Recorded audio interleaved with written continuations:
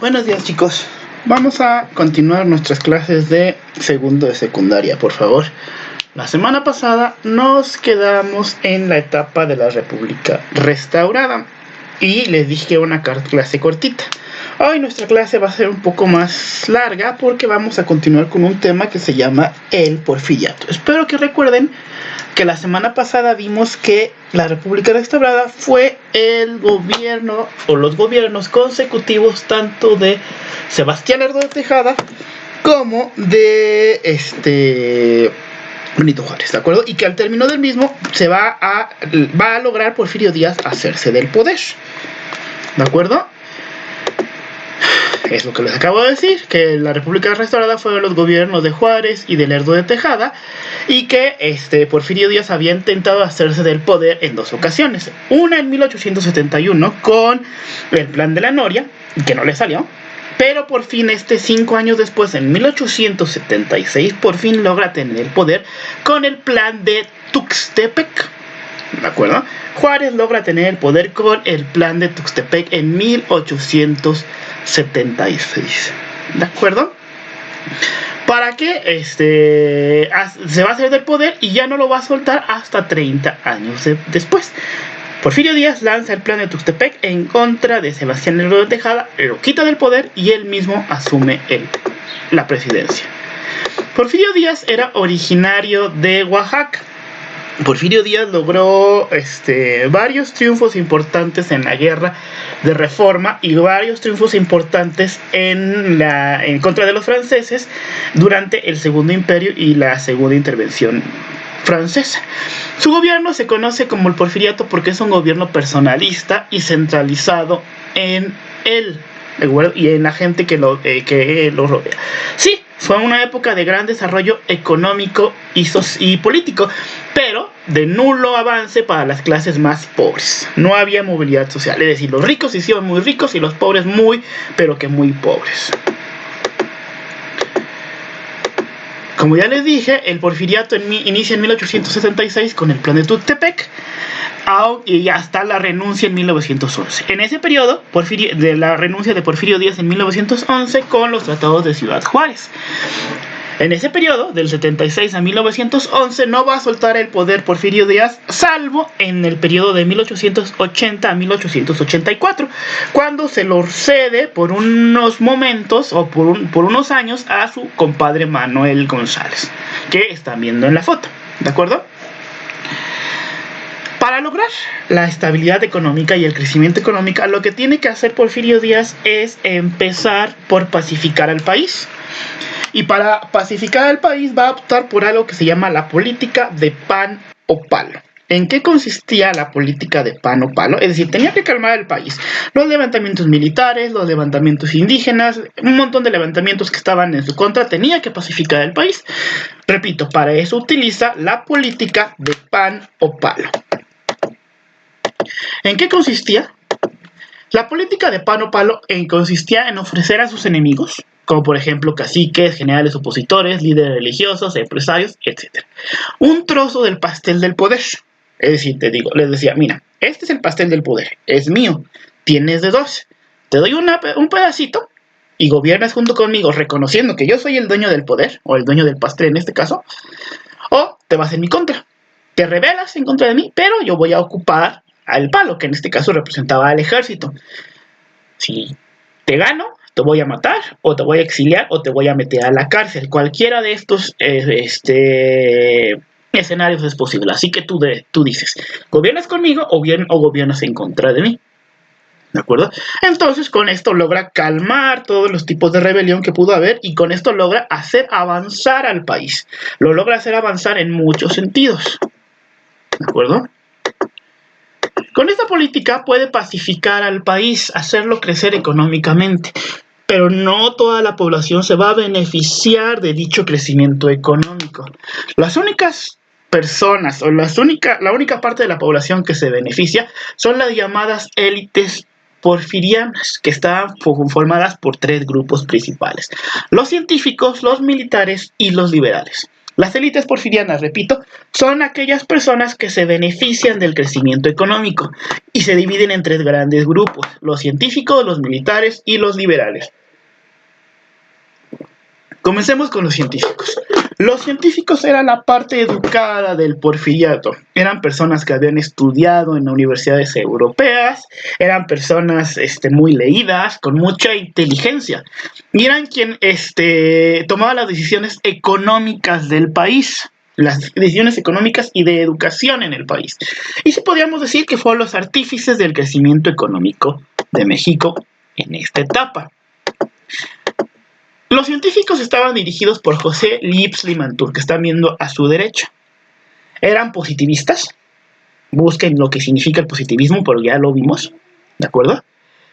Eran creyentes de que la educación era lo que iba a sacar del país, pero también creían que lo que hacía crecer al país era la inversión extranjera, ¿de acuerdo?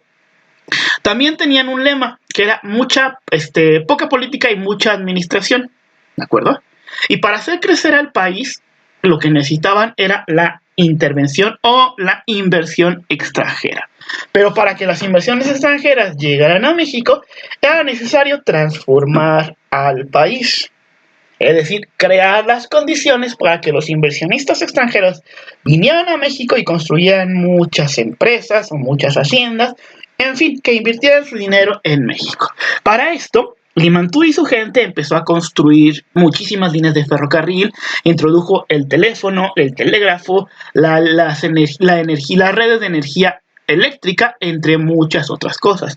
Además, vendió miles de hectáreas de tierra a muy bajo precio. Obviamente, estas tierras eran de las que se les despojaba a los campesinos o a la iglesia, dejando a los pueblos indios, a los pueblos campesinos sin tierras. ¿Para qué? Para vendérselo a los grandes propietarios y a los grandes inversionistas extranjeros. Finalmente, bajo el comando de los científicos y bajo el mando de Limantur, la economía crece, ¿de acuerdo? Pero el problema estaba en la distribución de esta riqueza que creció. Otro grupo importante, como les acabo de mencionar, era los militares. Si bien los científicos eran el cerebro, los militares eran el brazo fuerte, era la violencia, la fuerza del porfiriato.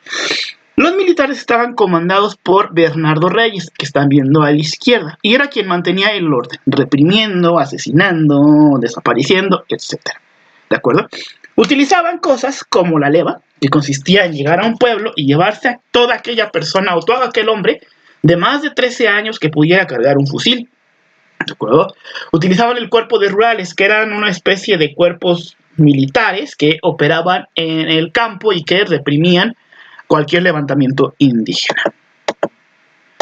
Otro grupo eran los liberales, que eran, la parte ideológica de Díaz. Y era los antiguos compañeros de partido de Porfirio Díaz. Aquí no tenemos en sí un líder, pero podemos mencionar a Manuel Romero Rubio, que era el suegro de Porfirio Díaz y que había sido un importante compañero durante el porfiriato. Durante las guerras de reforma y durante la segunda intervención francesa había sido un compañero de partido de Porfirio Díaz. Sin embargo, para que las élites afrancesadas y para que las élites porfirianas vivieran bien, era necesario que otra parte de la población trabajara. Esta población que sufriera toda clase de vejaciones, de violaciones a sus derechos más elementales, que sufriera todo tipo de carencias, eran la parte campesina y la parte obrera. ¿Quiénes eran cada uno de estos? Primero, los campesinos. Como ya les comenté hace rato, los campesinos en su mayoría habían perdido sus terrenos, ¿de acuerdo? Por lo que se veían obligados a trabajar como peones en las haciendas de estas personas que adquirieron terrenos a muy bajo precio, con unas condiciones de vida bastante horribles, con trabajos de jornadas de 12 horas de trabajo, de sol a sol, con viviendas paupérrimas, sin un pago en dinero. Muchas de las veces no se les pagaba en dinero, se les pagaba en especie, se les pagaba con vales que eran cobrados en las tiendas de rayas, y en las tiendas de raya muchas veces los precios eran bastante exorbitantes, haciendo que estas personas se endeudaran. Y al paso del tiempo, el campesino o el peón ya formaba parte de la hacienda, era una pertenencia de la hacienda. Básicamente vivían como esclavos. Hay un libro muy bonito que me gustaría, si pudieran leer en vacaciones, que se llama México Bárbaro, de John Kenneth Turner, pero bueno, esa solamente es sugerencia, es un librito chiquitito, ¿de acuerdo? Entonces los campesinos vivían bastante mal para que los hacendados pudieran prosperar. Por otro lado, teníamos a los obreros, que tenían una situación muy similar a la que tenían los campesinos, sin sueldos mínimos, sin prestaciones, sin acceso a servicios básicos o a educación, ¿de acuerdo? Pero los campesinos sí manifestaron la situación tan horrible en dos huelgas. La huelga minera de Cananea en 1906 y una huelga en una fábrica de textiles en Río Blanco en 1907. Ambas huelgas son duramente reprimidas por el Porfiriato, con aquella famosa frase de mátalos en caliente, que significaba que en Cananea el gobernador llama a Porfirio Díaz para preguntarle qué hacer con la huelga, a lo que Porfirio Díaz le responde mátalos en caliente, es decir, mata a todos los sublevados, pero ya, porque no puede haber huelgas en nuestro país, ¿de acuerdo? Entonces los obreros igual de malas condiciones que los campesinos, pero estos sí mostraron su inconformidad con estas dos huelgas que les estoy mencionando. Pero también había otra clase social, que no eran las élites ni las clases bajas. No tenían el dinero de las élites, pero tampoco vivían tan mal como las clases bajas. Me refiero a las clases medias urbanas. Las clases medias urbanas estaban conformadas por comerciantes pequeños, burócratas, técnicos, periodistas, entre muchas otras cosas. Esta clase no tenía el dinero de las élites porfirianas, pero tampoco estaba tan mal. Y por otra parte tenían un poquito más de educación que las clases medias, que las clases bajas. Es decir, sí tenían una conciencia política y social más avanzada que la de las clases bajas. Y es por ello que de las clases medias urbanas va a surgir la principal oposición. Por ejemplo, los periódicos de oposición, como el Aguizote o el periódico Regeneración de los hermanos Flores Magón, que van a ser la principal oposición a Porfirio Díaz, y de donde va a salir el germen de la revolución de 1910, que espero que veamos regresando de la pandemia o el próximo año lo vean en tercero de secundaria. Bueno, chicos, esta clase estuvo un poquito más larga de las anteriores, pero era un tema sumamente importante. Y gracias y nos vemos en la próxima.